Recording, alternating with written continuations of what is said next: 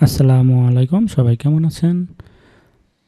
কোরবানি ঈদের সময় আপনারা জানেন কোরবানি দেওয়া হয় সারা বাংলাদেশে। প্রচুর পরিমাণ কোরবানি হয়, মুসলমানদের একটি ধর্মীয় উৎসব।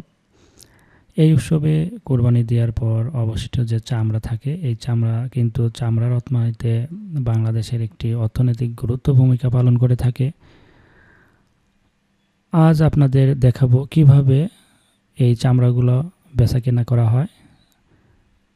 আপনারা দেখতে পাচ্ছেন যে কোরবানির পরে যে চামড়াগুলো থাকে, যারা চামড়া কেনে ব্যাপারী তারা কিন্তু এইভাবে এসে গুনে গুনে চামড়াগুলো নেয়। এখানে A grade, B grade, C grade, 3 কোয়ালিটির চামড়া তারা বাছাই করে। এ গ্রেডটা একটু দাম বেশি হয়, বি গ্রেডটা একটু কম এবং সি গ্রেডটা আর একটু কম।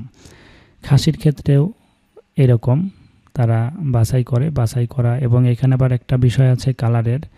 আপনারা দেখেছেন অনেক সমাজে বিভিন্ন রকম কিন্তু কোরবানি দেয়া হয়, বিভিন্ন সাইজের বিভিন্ন কালারের গরু, খাসি, মহিষ, এইগুলা কিন্তু কোরবানি দেয়া হয়। আর এই কোরবানি দেওয়ার সময় বিভিন্ন কালারের গরু মানুষ পছন্দ করে কিনে নিয়ে এসে কোরবানি দেয়। এবং যখন এই চামড়া কোরবানি হওয়ার পরে বিক্রি করে দেওয়া হয়, তখন আপনারা দেখবেন যে যারা ব্যাপারী কিনতে আসে তারা কিন্তু এই চামড়াগুলা A grade, B grade, C grade আকারে কিনে থাকে।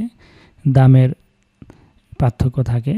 যারা বড় এ গ্রেড যেগুলো ভালো সাইজে সেগুলো বেশি দাম দিয়ে কিনে এবং বি গ্রেড একটু কম, সি গ্রেড আর একটু কম। এইভাবে খাসিরগুলাও কিনে থাকে। খাসির ভিতরেও কালার থাকে। তো সবচেয়ে বেশি কালো কালার এর চামড়াগুলার দাম বেশি হয়, কালো, লাল এইগুলা।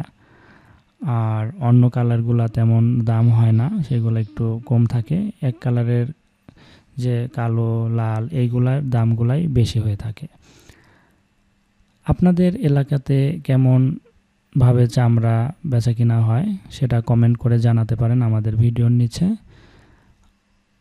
আর আপনারা এই ভিডিও দেখে কেমন লাগলো সেটাও কমেন্ট করতে পারেন। সবাই ভালো থাকবেন। সবাইকে কোরবানিদের শুভেচ্ছা। সবাই পরিষ্কার পরিচ্ছন্নভাবে আপনাদের এলাকা রাখবেন, কারণ কোরবানির পরে অনেক রক্ত থাকে যা পরিবেশকে দূষিত করে। তো সবাই পরিষ্কার পরিচ্ছন্নভাবে কোরবানি পালন করুন। সবাই ভালো থাকুন। আজকের মতো এখানে শেষ। আল্লাহ হাফেজ।